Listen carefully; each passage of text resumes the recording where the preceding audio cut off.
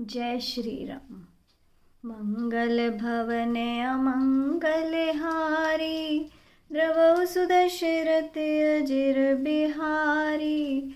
जय सिया राम, जय जय सिया राम। दीन दयाल बिरधु संभारी, हरऊ नाथ मम संकट भारी। जय सिया राम, जय जय सिया राम। जय सिया राम, जय जय हनुमान। सब कथा कहकर भगवान के मुख के दर्शन कर हृदय में उनके चरण कमलों को धारण कर लिया और योग अग्नि से शरीर को जलाकर वह उस दुर्लभ हरि पद को पा गई जहाँ से लौटना नहीं होता। तुलसीदास जी कहते हैं, अनेक प्रकार के कर्म, अधर्म और बहुत से मत, ये सब शोकप्रद हैं। हे मनुष्यों, इनका त्याग कर दो और विश्वास करके श्री राम जी के चरणों में प्रेम करो। रावण महाबली होने के साथ अत्यंत कामी भी है। कामोन्मत्त होने के बाद वह अपनी मर्यादाओं को भूल जाता है। अपने पुष्पक विमान पर सवार होकर जब वह विश्व विजय के लिए एक वन प्रदेश से गुजर रहा था तो एक एकांत प्रदेश में उसने एक कन्या को देखा। तप के ओज से प्रदीप्त मुखमंडल वाली उस कन्या को देखकर वह राक्षस काम भाव से लिप्त हो उठा। उसने कन्या से एकांत विचरण का कारण और उसका परिचय पूछा तो कन्या ने बताया, मेरे पिता का नाम कुशध्वज है। वे ब्रह्मर्षि वेदवादी के नाम से ऋषि समाज में प्रसिद्ध थे, क्योंकि जब से वे वेद पाठ कर रहे थे उस समय उनके मुख से मेरा जन्म हुआ था, इसलिए मेरा नाम वेदवती पड़ा। मेरे पिता ने मेरा विवाह श्री विष्णु से करने की प्रतिज्ञा ली, जिससे शुंभ नामक दैत्य ने मेरे पिता का वध कर दिया। मेरी माता मेरे पिता के साथ सती हो गई। तब से मैं अपने पिता का संकल्प पूरा करने के लिए तप करती हुई इस निर्जन वन में अकेली रह रही हूँ। तपस्विनी कन्या का परिचय प्राप्त करने के बाद रावण प्रसन्न हुआ, क्योंकि उसे अपनी वासना को शांत करने के लिए किसी अवरोध का सामना नहीं करना था। वह बोला, देवी, इतना कष्ट उठाने की क्या आवश्यकता है? तुम मेरी भार्या बनकर उस सुख को भोगो जिसकी कामना तुम विष्णु को प्राप्त करने के बाद कर रही हो। यह कहते हुए उस स्वच्छंदचारी ने वेदवती का हाथ पकड़ लिया। रावण की इस करनी से वेदवती क्रोधित हो उठी। उसका हाथ वृक्ष के समान कठोर हो गया। वह स्वयं पर संयम करती हुई बोली, दुष्ट रावण, अहंकार में अंधा हुआ तू यह भूल गया है कि तुझे किसके साथ क्या व्यवहार करना चाहिए। मैं चाहूँ तो अपने तपोबल से तुझे यहीं भस्म कर सकती हूँ, लेकिन मैं ऐसा नहीं करूँगी। इससे मेरा तप नष्ट होगा। तेरा नाश करने के लिए मैं दूसरा जन्म लूँगी। यह कहकर वेदवती ने स्वयं को योगाग्नि में भस्म कर लिया। जानकी और कोई नहीं, वेदवती का ही दूसरा जन्म है। इस जीवन को धारण कर वह अपने पूर्व जन्म की प्रतिज्ञा को पूरी कर रही है। इसे रावण का काल ही जानो।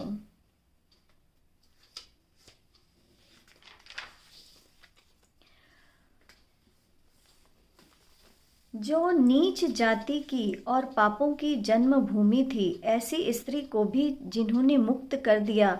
अरे महादुर्बुद्धि मन, तू ऐसे प्रभु को भूलकर सुख की इच्छा करता है। श्री रामचंद्र जी ने उस वन को भी छोड़ दिया और वे आगे चले। दोनों भाई अतुलित बलवान और मनुष्यों में सिंह के समान हैं। प्रभु विरही की भांति विषाद करते हुए अनेक कथाएं और संवाद कहते हैं। हे लक्ष्मण, जरा वन की शोभा तो देखो। इसे देखकर किसका मन शुद्ध नहीं होगा। पक्षी और पशुओं के समूह सभी अपनी स्त्रियों के साथ मानो वे मेरी निंदा कर रहे हैं। हमें देखकर जब डर के मारे हिरणों के समूह भागने लगते हैं, तब हिरनियाँ उनसे कहती हैं, तुमको कोई डर नहीं है, तुम तो साधारण हिरणों से पैदा हुए हो, अतः तुम आनंद करो। ये तो सोने का हिरण खोजने आए हैं। हाथी हथिनियों को साथ लगा लेते हैं। वे मानो मुझे शिक्षा देते हैं कि स्त्री को कभी अकेली नहीं छोड़ना चाहिए। ठीक तरह से चिंतन किए हुए शास्त्र की भी पुनरावृत्ति करते रहना चाहिए। अच्छी तरह सेवा किए हुए राजा को भी वश में नहीं समझना चाहिए। और स्त्री को चाहे हृदय में ही क्यों न रखा जाए, परंतु युवती, स्त्री, शास्त्र और राजा ये किसी के वश में नहीं रहते। हे तात, इस सुंदर वसंत को तो देखो, प्रिया के बिना मुझको यह डर पैदा कर रहा है। मुझे विरह से व्याकुल और बिल्कुल अकेला जानकर कामदेव ने वन, भौरों और पक्षियों को साथ लेकर मुझ पर धावा बोल दिया है।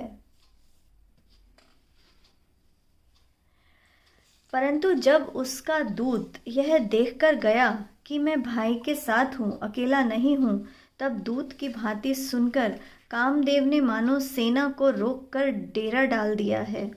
बड़े बड़े वृक्षों में लताएं उलझी हुई ऐसी मालूम होती हैं मानो नाना प्रकार के तंबू तान दिए गए हों।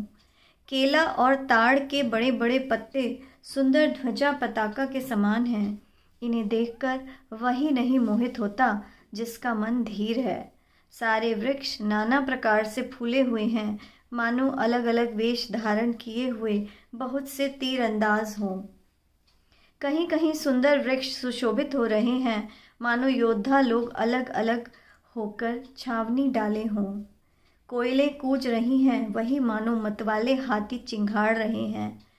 ढेक और महोक नामक पक्षी मानो ऊंट और खच्चर हैं। मोर, चकोर, तोते, कबूतर और हंस मानो सब सुंदर अरबी घोड़े हैं। तीतर और बटेर पैदल सिपाहियों के समूह हैं। कामदेव की सेना का वर्णन नहीं किया जा सकता। पर्वतों की शिलाएं रथ और जल के झरने नगाड़े हैं। पपीहे भाट हैं जो गुण समूह विरदावली का वर्णन कर रहे हैं। भौरों की गुंजार मानो भेरी और शहनाई बजा रही है। शीतल, मंद और सुगंधित हवा मानो दूत का काम लेकर आई है। इस पर चतुरंगिणी सेना साथ लिए कामदेव मानो सबको चुनौती देता हुआ घूम रहा है।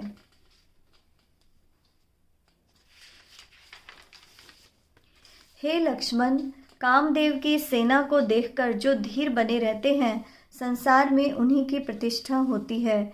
इस कामदेव के पास स्त्री का बड़ा भारी बल है, उससे जो बच जाए वही श्रेष्ठ योद्धा है। हे तात, काम, क्रोध और लोभ ये तीन अतिशय प्रबल दुष्ट हैं। ये विज्ञान के धाम मुनियों के भी मनों को क्षण भर में शुद्ध कर देते हैं।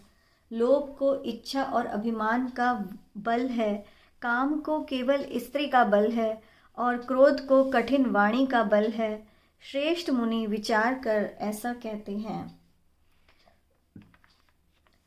शिवजी कहते हैं, हे पार्वती, श्री रामचंद्र जी गुणातीत, तीनों गुणों से परे, चराचर जगत के स्वामी और सबके हृदय की जानने वाले हैं।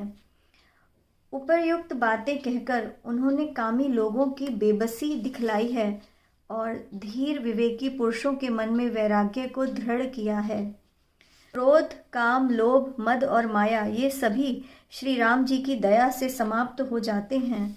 वह नष्ट नटराज भगवान जिस पर प्रसन्न होता है, वह मनुष्य इंद्रजाल माया में नहीं फंसता। हे उमा, मैं तुम्हें अपना अनुभव सुनाता हूँ। हरि का भजन ही सत्य है। यह सारा संसार तो स्वप्न की भांति झूठा है।